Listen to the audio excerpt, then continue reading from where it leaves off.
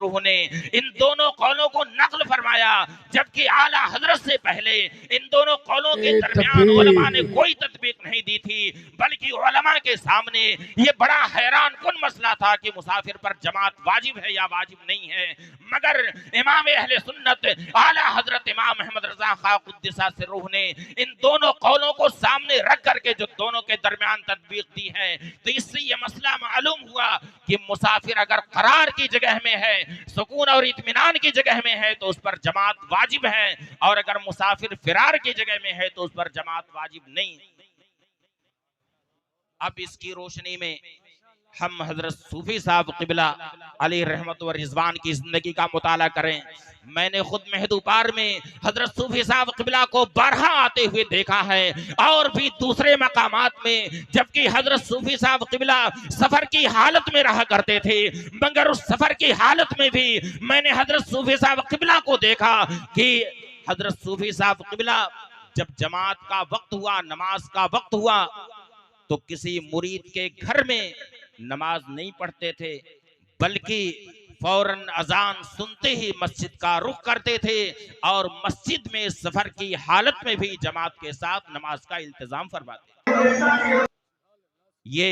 इत्तिबाए सुन्नत नहीं तो और क्या है, बल्कि ये हजरत सूफी साहब का गायब दर्जा हजरत सूफी साहब क़िबला की एहतियात है कि सफर की हालत में भी, जबकि बाज़ उलमा ये कहते हैं कि सफर की हालत में जमात मुअक्कद नहीं है, चुनांचे अल्लामा आइनी का ही यही कौल है, और आला हजरत ने दोनों के दरमियान तदबीक दी है, बिला शुबहा तदबीक दी है। मगर हजरत सूफी साहब क़िबला ने जिस तरह से इल्तिज़ाम सुन्नत किया है, जिस तरह से इत्तिबाए सुन्नत किया है, उसे सब लोग अच्छी तरह से जानते हैं कि आज जबकि बहुत सारे उलमाए किराम जब बंबई जाते हैं, या बहुत सारे यूं कह लीजिए कि पीराने तरीक़त भी अपने मुरीदों के यहाँ तशरीफ ले जाते हैं। मैं पहले ही माजरत पेश कर दे रहा हूं कि हजरात पीराने तरीक़त जब अपने मुरीदों के वहां तशरीफ ले जाते हैं और नमाज का वक्त होता है, तो खुद मुरीद भी कहते हैं कि हजरत ही नमाज पढ़ ली, मस्जिद दूर है यहाँ से, और खुद जो पीरो मुर्शिद होते हैं वो भी वहीं पर नमाज पढ़ते हैं, और मस्जिदों में शायद बायद कुछ लोग नजर आते हैं, मस्जिदों में शायद बायद ही कुछ लोगों को देखा जाता है। मगर हजरत सूफी साहब क़िबला के अंदर मैंने जो इत्तिबाए सुन्नत देखी है, मैंने जो शरीयत मुस्तफ़विया का इल्तिज़ाम देखा है, कानून उबूदियत, कानून बंदगी का जो पासो लिहाज मैंने करते उन्हें देखा है, तो मैं पूरे दावे के साथ ये बात कह सकता हूँ कि हजरत सूफी साहब क़िबला सिर्फ नाम के सूफी नहीं थे, बल्कि हकीकत में तसव्वुफ की जो तारीफ इमाम अहले सुन्नत ने नकल फरमाई है, क्या तसव्वुफ हुआ तमस्सुक बिशरिया व इल्तिज़ाम कानून उबूदिया, यानी तसव्वुफ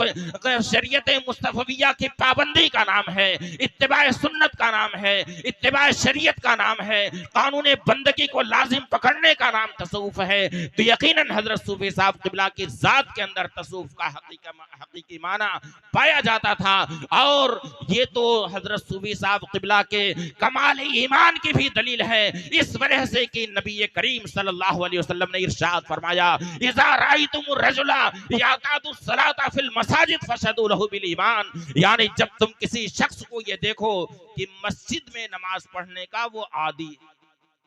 वो शख्स नमाज पढ़ने का आदी कहाँ है? मस्जिद में। आप हजरात दूर दराज मकामात से यहाँ हजरत सूफी साहब क़िबला के उर्स में फयूज़ व बरक़ात हासिल करने के लिए आए हैं, मगर हजरत सूफी साहब क़िबला की जिंदगी का ये पैगाम है, ये आपका अमली पैगाम है कि हजरत सूफी साहब क़िबला नमाज पढ़ने के लिए मस्जिद में जाया करते थे, और हदीस शरीफ में इरशाद हुआ, इज़ा राइतुम रजुला यातादु सलाता फिल मसाजिद फशदू लहु बिल ईमान, यानी जब तुम लोग किसी शख्स को मस्जिद में नमाज पढ़ते हुए देखो, ये देखो कि वो शख्स पाबंदी के साथ मस्जिद में नमाज पढ़ने के लिए जाता है, तो उसके लिए मोमिन होने की गवाही दे दो कि वो शख्स सच्चा मोमिन। हजरत सूफी साहब किबला पूरी जिंदगी मस्जिद के अंदर नमाज पढ़ने के लिए जाया करते थे। ये इत्तिबाए सुन्नत व शरीयत का एक अमली नमूना है और पूरी जिंदगी का आपका ये अमल है कि पूरी जिंदगी आप मस्जिद के अंदर ही बाजमात नमाज अदा करने के लिए जाया करते थे। और एक बात मैं और अर्ज कर दूं, इत्तिबाए सुन्नत व शरीयत की एक मिसाल हजरत सूफी साहब किबला की हयात। हदीस शरीफ है, नबी करीम सल्लल्लाहु अलैहि वसल्लम ने इरशाद फरमाया, सुनन अबी दाऊद शरीफ की हदीस है कि इज़रतुल मोमिन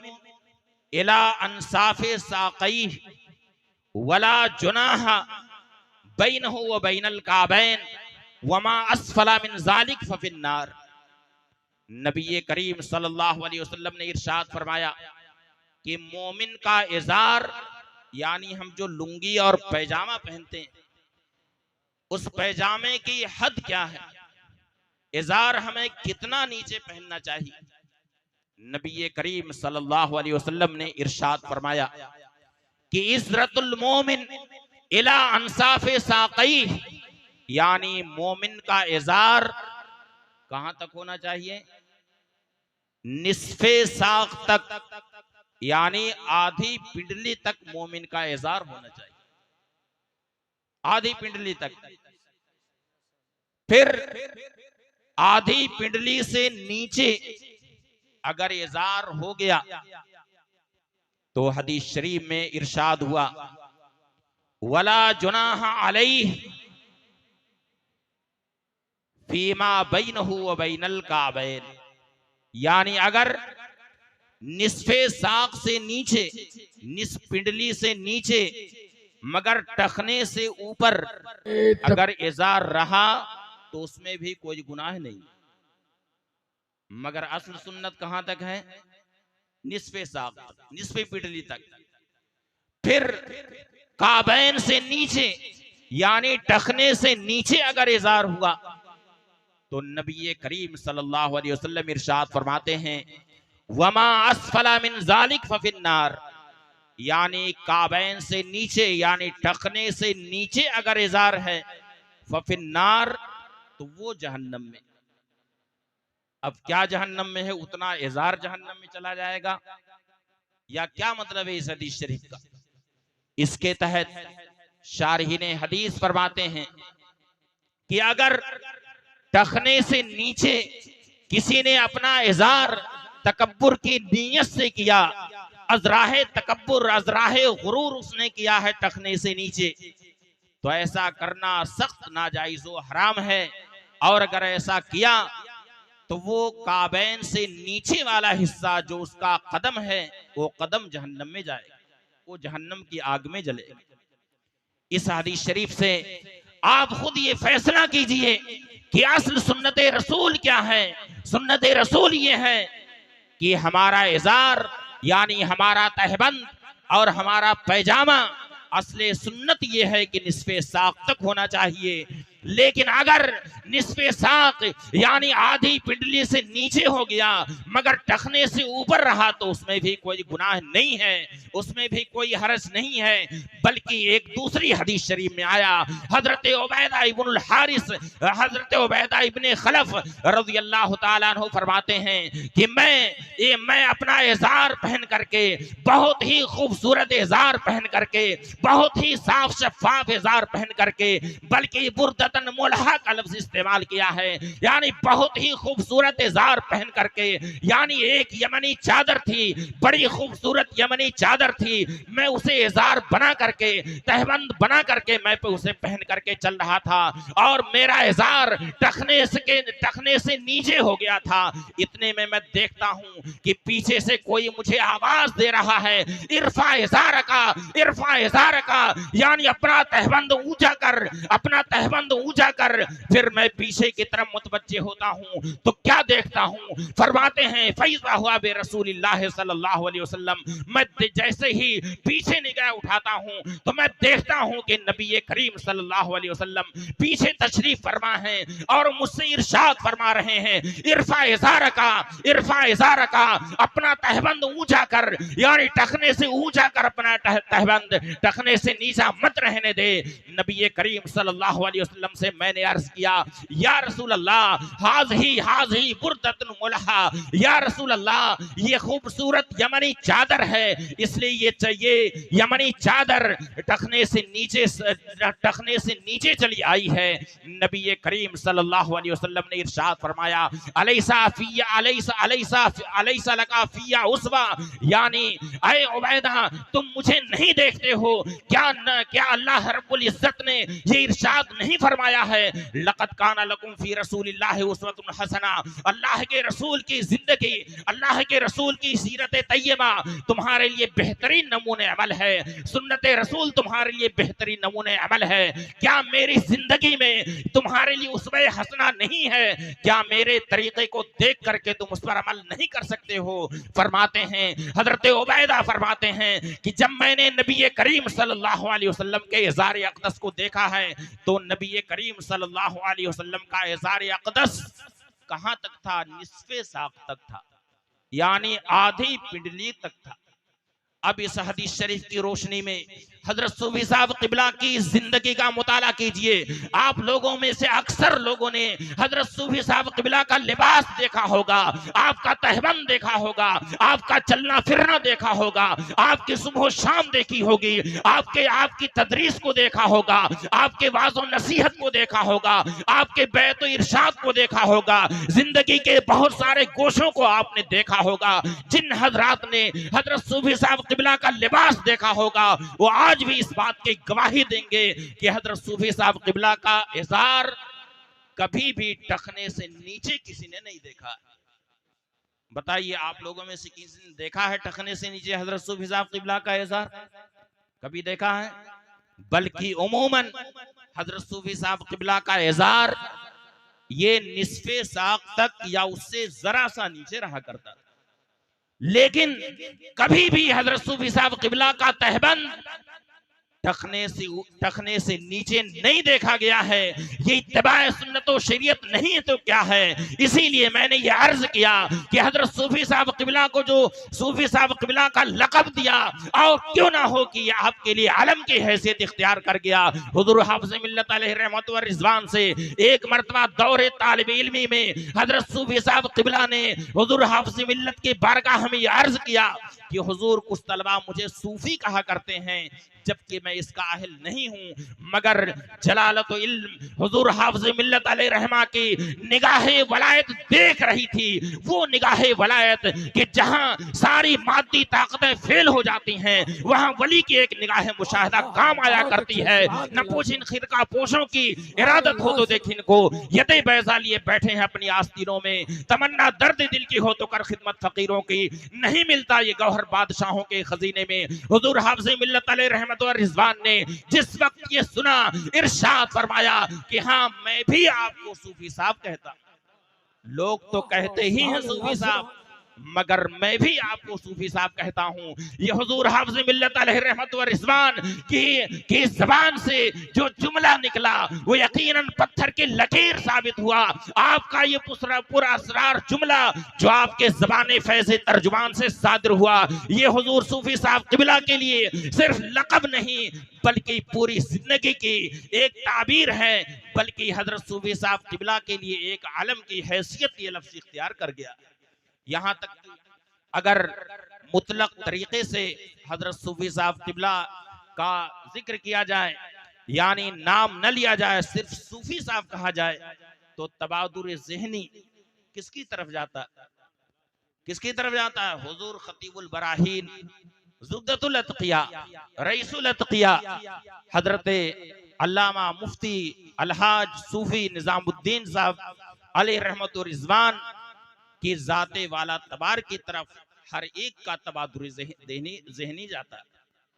और एक बात मैं और अर्ज करके अपनी गुफ्तगू इस पर मुकम्मल कर देता हूं।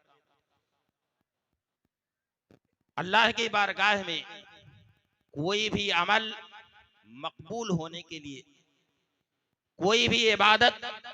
अल्लाह की बारगाह में मकबूल होने के लिए ये जरूरी है कि आदमी हलाल खाए, हलाल पहने, हलाल पिए, यानी उसका खाना हलाल का होना चाहिए, उसका पीना हलाल का होना चाहिए, उसके जिस्म पर जो लिबास है वो हलाल का होना चाहिए। वरना अगर किसी शख्स ने एक हराम लुकमा अपने मुंह में डाल लिया तो उसकी नहुसत 40 दिन तक बरकरार रहती है। 40 दिन तक उसका कोई अमल अल्लाह की बारगाह में मकबूल नहीं होता है। अल्लाह की बारगाह में कोई अमल मकबूल होने के लिए, अल्लाह की बारगाह में कोई इबादत मकबूल होने के लिए सबसे पहले जरूरी है कि आदमी का दिल साफ सुथरा हो, आदमी हलाल खाए, हलाल पिए, हलाल पहने, यानी हराम से हमेशा इज्तिनाब करे, हमेशा हराम चीजों से परहेज करे। नबी करीम सल्लल्लाहु अलैहि वसल्लम इरशाद फरमाते हैं, इन्नल्लाह क़द अमरल मुमिनीना बिमा अमरा बिहिर रसूल, बेशक अल्लाह ताला ने मोमिनीन को वही हुक्म दिया है जो अपने रसूलों को हुक्म दिया है। इरशाद फरमाया, या अय्युहर रसूलु कुलू मिनत तय्यबाति व अमलु सालिहा, ऐ रसूलो तुम लोग हलाल खाओ, पाकीज़ा खाओ और नेक अमल करो। इन्नी बिमा तामलूना बसीर, तुम लोग जो करते हो मैं उसे देखता हूँ। और हलाल खाने का हुक्म अल्लाह ताला ने आम मोमिनीन को भी दिया है। और हदीस शरीफ में इरशाद हुआ, इन्नल्लाह तय्यिब ला यक़बलु इल्ला तय्यिबा, बेशक अल्लाह ताला तय्यिब है और वो तय्यिब ही को कबूल फरमाता है। फिर उसी हदीस शरीफ में इरशाद हुआ, रुब्बमा युतीलु रजुल सफरा अशअसा अखबर्रा यमुद्दु यदैहि इला समाए यक़ूलु या रब्बे उम्मतहु हराम व मशरबु हराम व मलबसु हराम व गुज़िया बिल हराम अन्ना युस्तजाबु लिज़ालिक। यानी एक बंदा है जो गुबार आलूद यानी परागंदा सर, परागंदा बाल होकर के गुबार आलूद यानी मिट्टी से पटा हुआ, धूल से पटा हुआ लंबा लंबा सफर करता है। बल्कि बाज उलमा ने इसकी तशरीह में ये फरमाया कि एक शख्स गुबार आलूद परागंदा सर होकर के बैतुल्लाह शरीफ का सफर करता है, एक लंबा सफर करता है और अल्लाह की बारगाह में दस्ते दुआ उठाता है। अल्लाह की बारगाह में वो दुआ करता है, या रब्बे ऐ परवरदिगार मेरी ये हाजत पूरी फरमा दे, मेरी ये दुआ कबूल फरमा दे। ऐ परवरदिगार मेरी ये बीमारी दूर फरमा दे। ऐ परवरदिगार मुझे शिफा अता फरमा। ऐ परवरदिगार मेरे बच्चे को शिफा अता फरमा। इस तरह से बंदा अल्लाह की बारगाह में दस्ते दुआ उठाता है और ये दुआ करता है, या रब्बे ऐ परवरदिगार। हालांकि उसकी हालत ये होती है कि उसका खाना हराम का, उसका पीना हराम का, उसका लिबास हराम का, उसने जो कपड़े अपने जिस्म पर पहन रखे हैं वो कपड़े हराम के हैं, उसकी सारी ग़िज़ा हराम की है। अन्ना युस्तजाबु लिज़ालिक, उसकी कोई दुआ अल्लाह की बारगाह में कैसे कबूल हो सकती है। इस हदीस शरीफ से हम ये दर्स हासिल कर सकते हैं कि अल्लाह की बारगाह में कोई दुआ उसी वक्त मकबूल होती है। दुआ की कबूलियत के लिए, बल्कि इबादत की कबूलियत के लिए सबसे पहले जरूरी है कि आदमी हलाल खाए, हलाल पहने, हलाल पिए, यानी हराम से हमेशा इज्तिनाब करे, बल्कि हलाल ही चीजों से उसका ताल्लुक हो, हराम से हमेशा परहेज करे। तभी उसकी कोई दुआ और उसका कोई अमले सालेह अल्लाह की बारगाह में मकबूल हो सकता है। अब जरा हजरत सूफी साहब क़िबला के हयात का मुताला करें। आपकी हयात के तो बहुत सारे ऐसे गोशे मिलेंगे, यहाँ कितने ऐसे मौजूद होंगे जिन्होंने अपनी आंखों से हजरत सूफी साहब क़िबला की जिंदगी का मुताला किया है, हजरत सूफी साहब क़िबला की सुबह शाम देखी है, उनका चलना फिरना देखा है, उनका खाना पीना देखा है, उनका लिबास देखा है। और बरबला सब लोग ये शहादत दे सकते हैं कि हजरत सूफी साहब क़िबला ने हमेशा हराम से परहेज किया, हमेशा हराम से इज्तिनाब किया है। बल्कि अभी आज सुबह मैं एक मजमून का मुताला कर रहा था, हजरत सूफी साहब क़िबला के हयात के ताल्लुक से एक मजमून का मुताला कर रहा था कि हजरत सूफी साहब क़िबला जिस वक्त दारुल उलूम तनवीरुल इस्लाम में बुखारी शरीफ का दर्स दे रहे थे, और ठंडक का मौसम था। हजरत सूफी साहब किबला ने फुल आस्तीन वाला एक स्वेटर लिया, मगर जाड़े में वजू बनाने में काफी दुश्वारी होती थी। आस्तीन बंद थी, ऊपर उठाने में बहुत दुश्वारी होती थी। फिर हजरत सूफी साहब किबला ने अपने साथ एक उस्ताद को लिया, यानी दारुल उलूम के एक मुदर्रिस को साथ में लिया, और ये दोनों हजरात बखिरा में एक टेलर मास्टर की दुकान पर तशरीफ ले गए। और यकीनन वो टेलर मास्टर भी कितना खुश नसीब होगा कि जिसकी दुकान पर अल्लाह का ऐसा मुकर्रब बंदा उसकी दुकान पर तशरीफ ले जाए। उस दुकान में कितनी खैर बरकत होगी, वो टेलर भी कितना खुश नसीब होगा। मुझे याद आता है कि शायद भोनू भाई या क्या टेलर जी, भोनू भाई जी, हाँ भोनू भाई ही लिखा था उस, उनके वहां हजरत सूफी साहब किबला तशरीफ ले जाते हैं, और आपके साथ में जो एक उस्ताद और थे, उन्होंने टेलर मास्टर से कहा कि हजरत सूफी साहब किबला को ठंडक में आस्तीन समेट, वुजू बनाते वक्त आस्तीन समेटने में बड़ी दुश्वारी होती है, इसलिए इसे चाक करके इसमें चैन लगा दीजिए ताकि आसानी से हजरत वुजू फरमा सके। टेलर मास्टर ने चैन मंगाई एक दुकान से और चैन लगा दी, मगर चैन के साथ टेलर मास्टर ने एक और कपड़ा उसमें चैन के साथ लगा दिया। हजरत सूफी साहब किबला कि अभी उधर तवज्जो नहीं हुई थी, आपने फरमाया कि जरा जल्दी आप चैन लगा दीजिए, आस्तीन जल्दी से बना दीजिए, मुझे नमाज के लिए जाना है। फिर टेलर मास्टर ने कहा कि हजरत आस्तीन बन चुकी है। आपने देखा तो उसमें एक और कपड़ा लगा हुआ था। हजरत सूफी साहब किबला ने फरमाया कि ये कैसा कपड़ा है, मैं तो ये कपड़ा लाया नहीं था। टेलर मास्टर ने कहा कि हुजूर ये कपड़े का कतरन था, जिसे यहाँ की जुबान में कटनवारी कहते, ये कटनवारी थी यानी कतरन था, उसी को मैंने लगा दिया। हजरत सूफी साहब किबला का गायद दर्जा, आपका गायद दर्जा, आपकी एहतियात और आपका तकवा जरा मुलाहिजा कीजिए। हजरत सूफी साहब किबला ने फरमाया कि जिस कपड़े का ये कतरन है, जिस कपड़े का ये टुकड़ा है, जिसकी कटनवारी है, इस कतरन का मालिक वो है जिसने वो कपड़ा दिया था, जिसने वो कपड़ा दिया था आपको सिलने के लिए। इस कटनवारी, इस कतरन का भी मालिक वही है। उसकी इजाजत के बगैर आप इसे न खुद अपने काम में इस्तेमाल कर सकते और ना ही किसी दूसरे के कपड़े में आप इसे लगा सकते हैं, बल्कि जिसके कपड़े का ये कतरन है, जिसकी कटनवारी है, इसका मालिक भी वही है, उसकी अमानत है। जब आपने उसका कपड़ा तैयार किया तो ये भी उस कपड़े के साथ आपको वापस करना। आप उसकी इजाजत के बगैर आप इस कतरन को इस्तेमाल नहीं कर सकते हैं। फिर हजरत सूफी साहब किबला ने फरमाया कि टेलर मास्टर आप इसी वक्त चैन खोल दीजिए और जो आपने कतरन लगाई है इसमें, उस कतरन को निकाल दीजिए। और फिर आपने अपनी जेब से पैसा निकाला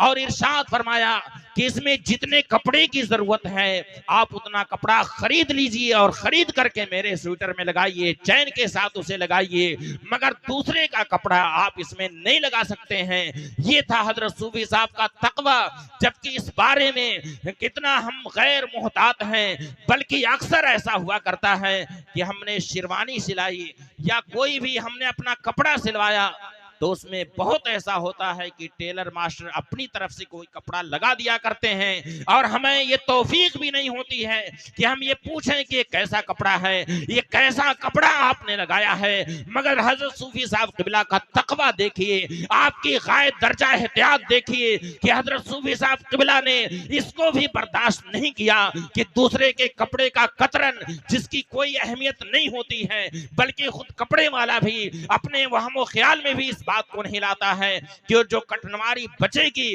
वो भी मुझे वापस की जाए, बल्कि उससे वो बेनियाज हुआ करता है। मगर ये हजरत सूफी साहब का तकवा था, आपकी एहतियात थी कि आपने दूसरे के कपड़े के कतरन को अपने स्वेटर के अंदर इस्तेमाल नहीं होने दिया, क्योंकि एक तो है हराम से बचना, मगर दूसरी चीज है कि शुबहात से भी बचना। तो हजरत सूफी साहब क़िबला की जात वो थी कि हराम से तो आप हमेशा बचते ही थे, हराम तो हराम, बल्कि शुबहात से भी बचा करते थे। ये कामिल मोमिन होने की अलामत है। नबी करीम सल्लल्लाहु अलैहि वसल्लम का इरशाद है, अल हलाल बैयिन वल हराम बैयिन वल बैनहुमा मुश्तबिहात, यानी हलाल भी वाज़े है और हराम भी वाज़े है। यानी क्या हलाल है वो भी बयान कर दिया गया है, किताब और सुन्नत में उसे बयान कर दिया गया है कि क्या हलाल है, क्या जायज है, और क्या हराम है उसे भी बयान कर दिया गया है, वो भी वाज़े है। फिर इरशाद हुआ, नबी करीम सल्लल्लाहु अलैहि वसल्लम ने इरशाद फरमाया, व बैनहुमा मुश्तबिहात, हलाल और हराम के दरमियान कुछ शुबहे वाली चीजें हैं, कुछ मुश्तबह चीजें हैं जिनका ना तो हलाल होना पूरे तरीके से जाहिर है और ना हराम होना ही पूरे तरीके से जाहिर है। तो उन शुबहात के ताल्लुक से हमें कौन सा तर्ज अमल इख्तियार करना है, हमें क्या करना है। नबी करीम सल्लल्लाहु अलैहि वसल्लम ने इरशाद फरमाया, फमन इत्तका शुबहात फक़द इस्तबरा लिदीनिही व लिइर्ज़िही, यानी शुबहात के ताल्लुक से नबी करीम सल्लल्लाहु अलैहि वसल्लम ने इरशाद फरमाया कि जो शख्स शुबहात से बच गया उसने अपना दीन भी बचा लिया और अपनी इज्जत और आबरू भी बचा ली। और जो शुबहात में पड़ा, इरशाद फरमाया, मन वक़ा फी शुबहात फ़क़द वक़ा फिल हराम, यानी जो शख्स शुबहात में पड़ा वो कुछ अजब नहीं कि हराम में मुब्तला हो जाए। इसलिए कि कोई महफूज चरागाह हो, जिस चरागाह के अंदर किसी दूसरे जानवर के चरने की इजाजत ना हो, मगर कोई ऐसा भूखा जानवर जो चरागाह के इर्द गिर्द आकर के चरता हो, तो कुछ अजब नहीं कि चरागाह के अंदर पड़ जाए। इसलिए अगर कोई शख्स शुबहात से नहीं बचता है बल्कि शुबहात का भी इर्तिकाब किया करता है, तो आज शुबहे में पड़ा है, शुबह मुश्तबह चीज का उसने इर्तिकाब किया है, मुश्तबह चीज को खाया है, मुश्तबह चीज को पिया है, मुश्तबह चीज को पहना है, तो कुछ अजब नहीं कि कभी वो हराम में भी मुब्तला हो सकता है। तो हजरत सूफी साहब क़िबला का ये कमाल तकवा था, आपकी गायब दर्जा एहतियात थी कि हराम से तो बचते ही थे, हराम से तो हमेशा इज्तिनाब करते ही थे, हराम तो हराम, शुबहात से भी बचा करते थे। ये टेलर मास्टर की दुकान पर जो आपने कतरन लगाने से मना फरमाया बल्कि उसे अपने स्वेटर से निकलवा दिया, ये इस बात की दलील है कि हजरत सूफी साहब क़िबला हराम से भी बचते थे और हराम से बचने के साथ साथ शुबहात से भी आप बचा करते।